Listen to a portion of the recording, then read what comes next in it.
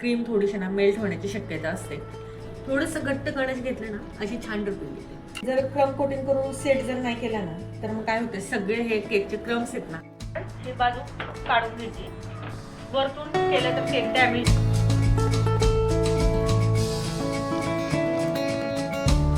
नमस्कार, मी शीतल तुमचं मनापासून स्वागत करते स्लाइस ऑफ लाईफ या चॅनलमध्ये.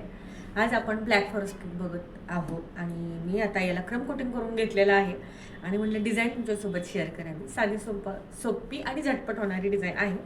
तर हाफ केजीचा आहे हा केक. तर आपण आता याला डिझाईन करूया. इथं मी घेतलेला आहे बेबी पिंक कलर. गर्लसाठी केक बनवतोय, बड्डे आहे आणि आमच्या शेजारी आहेत ना त्यांनीच मागवलेला हा केक आहे, त्यामुळं थोडासा छान तर मी बनवूनच देणार आहे. बेबी पिंक जेल कलर वापरायचा क्रीममध्ये, शक्यतो लिक्विड कलर वापरायचा नाही. लिक्विड कलरनी काय होतं, आधीच तो लिक्विड कलर असतो आणि मग क्रीम थोडीशी ना मेल्ट होण्याची शक्यता असते. त्याच्यामुळे ना जेल कलर वापरायचा. एक ड्रॉप जरी टाकला ना तर इनफ होतो.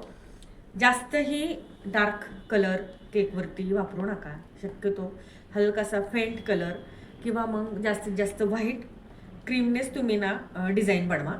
आणि जरी तुम्हाला जर वाटलंच की थोडंसं कलरफुल केक बनवावा तर हलकासा एक ड्रॉप टाकलेला आहे मी, जास्तही डार्क नाही. कारण की जेवढं डार्क टाकेल तुम्ही तर तेवढं मग ना केकची थोडीशी चव बिघडते, क्रीमची टेस्ट थोडीशी मग बदलते. त्याच्यामुळं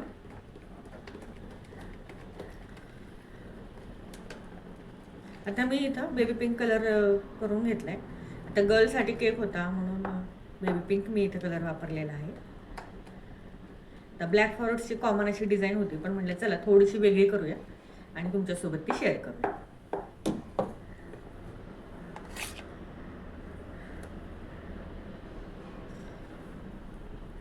आता फ्रीजमध्ये ना मी हा सेट होण्यासाठी ठेवला होता. त्याच्यामुळं सेट जे केकचे आपले क्रम्स आहेत ना छोटे छोटे ते सेट होतात आणि फायनल फिनिशिंग ना आपल्याला मग सोपी पडते करायला. आता हे टर्न टेबलवरून ना स्लिप होत होतं, त्याच्यामुळं मी हा नॅपकिन टाकलेला आहे आणि आता आपण पटपट फिनिशिंग करून घेऊया.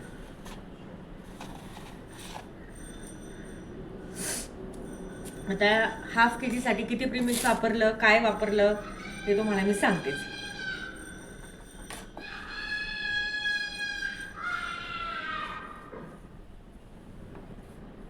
तर बघा, क्रम कोटिंग केल्यामुळं काय होतंय, पटपट क्रीम नाही केकवरती बसते आणि पॅलेट नाही पटपट असा सरकला जातो. नाहीतर मग जर क्रम कोटिंग करून सेट जर नाही केला ना तर मग काय होते, सगळे हे केकचे क्रम्स आहेत ना छोटे छोटे ते ना क्रीममध्ये मिक्स होतात. मग आपल्याला फिनिशिंग पण करायला ना खूप प्रॉब्लेम होतो. त्याच्यामुळे ही टिप ना लक्षात ठेवा. क्रम कोटिंग करून फ्रीजमध्ये सेट होण्यासाठी ठेवा, लगेच तुम्हाला ना फिनिशिंग पटकन होईल.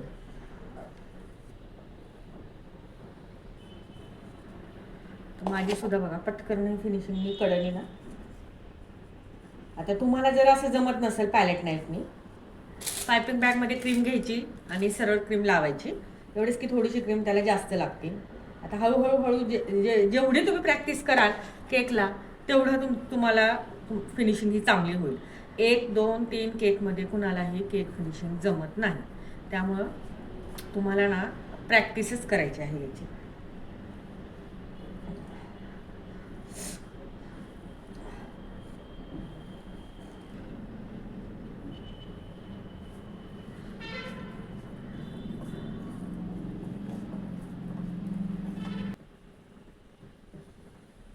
स्क्रॅपरने आपण आता फिनिशिंग करून घेऊया.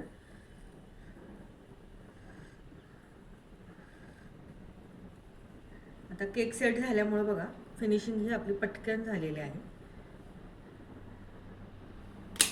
वरचे जे हे आपल्याला शार्प एजेस असतील ते अलगत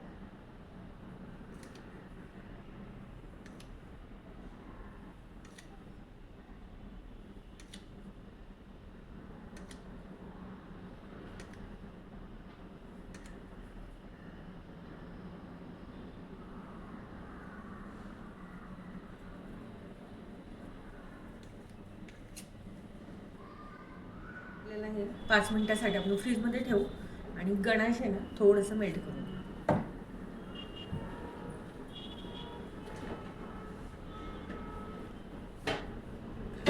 मेल्ट करून घेतलेलं आहे. हे बघा अशा पद्धतीने, जास्तही पातळ करायचं नाही. तर आता आपण ना ड्रिपिंग करून घेऊया याला.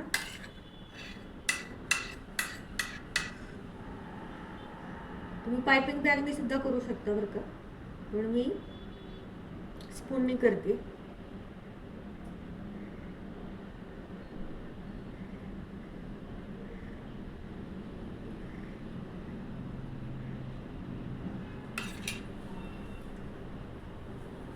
थोडंसं घट्ट गणेश घेतलं ना अशी छान ड्रिपिंग येते.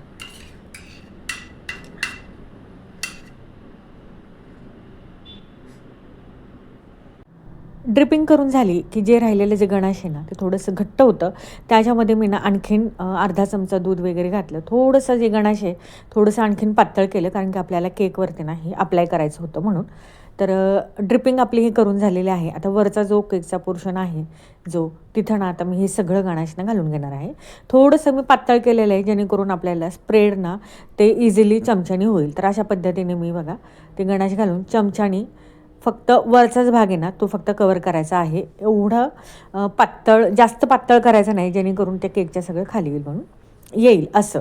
तर थोडंसं घट्ट मिडियम साईजचा गणाश करून अशा पद्धतीने वरचा हा सगळा भाग मी गणाशनी कवर करून घेतलेला आहे. ओपन स्टार नोझल घेतलं आणि जी आपण फिनिशिंग केलेली होती क्रीमने पिंक कलरच्या, तीच क्रीम या पायपिंग बॅगमध्ये भरली आणि ओपन स्टार नोझल घेतलं आणि अशा पद्धतीचे डिझाईन काढून घेतले. तर याला वेणीची डिझाईन ही म्हणू शकता. वेणी जशी घालतो ना तसा आपला हात चालवायचा आहे. आता पूर्ण ही वरचा जो कडेचा भाग आहे केकचा तो मी असाच डिझाईननी कवर करून घेणार आहे. तर पाठीमागचा मी आपल्या चॅनलवर जो केकचा व्हिडिओ अपलोड केलेला होता त्याच्याखाली एका ताईची कमेंट होती की प्राईस काय आहे ताई. तर कस्टमाइज केकची ना ही थोडीशी जास्त मी प्राईस घेते आणि प्राईस आता ही एरियावाईज ठरली जाते, कारण की मी पुण्यामध्ये राहते.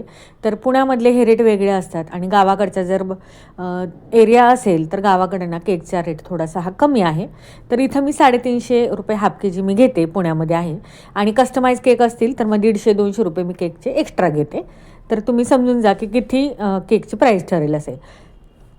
तर तुम्ही जर बिझनेस करत असाल तर आपल्या केकला जेवढा खर्च येतो तेवढा काढायचा आणि आपलं प्रॉफिट त्याच्यात ॲड करून तुम्ही केकची प्राईस तुम्ही सांगू शकता कस्टमरला. ब्लॅक फॉरेस्ट केक होता म्हणून इथं चेरी आहे ना मी ना थोडीशी कट करून घेतली आणि त्याच्यावरती अशा पद्धतीने मी लावून घेणार आहे, जी आपण क्रीमची डिझाईन काढली ना त्याच्यावरती. खूप सुंदर बघा दिसतोय. आता आपला हा केक रेडी झालेला आहे आणि याच्यावरती आपल्याला ना आता हॅपी बर्थडेचं एक बघा असं टॉपरही लावायचं आहे. तर मी इथं ॲक्रेलिकचं लावलेलं होतं आणि नाव होतं तिचं, तेही मी ना फॉन्डनच्या स्टेपवर टाकून घेतलेलं होतं. तुम्ही क्रीमने सुद्धा नाव टाकू शकता. मी फॉन्डन स्टेपवर अशा पद्धतीने नाव टाकलं. छान असा हा ब्लॅक फॉरेस्ट केक आपला हा रेडी झालेला आहे. साधी सिंपल डिझाईन मी केलेली आहे. तर केक कसा वाटला नक्कीच कमेंट करून सांगा. आणि हा केक पॅक करताना काय काळजी घ्यायची ते बघूया. केक आता पॅक करायला घेतलेला आहे. बॉक्स बनवून घेतला आहे अशा पद्धतीने आणि आपण आता पॅक करताना पण ही बाजू काढून घ्यायची. वरतून केलं तर केक डॅमेज होतो डायरेक्ट टाकल्यानंतर. त्यामुळे बघा अशा पद्धतीनं केक आपला सरकवून घ्यायचा आणि नंतर हा बॉक्स लावायचा. आणि थोडं जवळ घेते दिसतंय बरोबर. बघा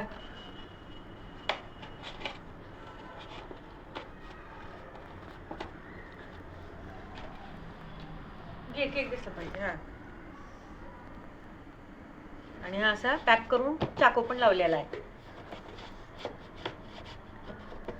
आणि हे आता केक जवळच द्यायचा आहे, समोरच आमच्या, त्याच्यामुळे मी इथं काही चिकट लावत नाही. झाला आपला हा केक पॅक. तर चला आजचा केक कसा वाटला, डिझाईन कशी वाटली कमेंट करून नक्की सांगा. व्हिडिओ आवडला तर एक लाईक करा आणि केकचे डिझाईन्स आणि केक रेसिपी बघायची असतील तर चॅनलला सबस्क्राईब केल्याशिवाय जाऊ नका. बाय.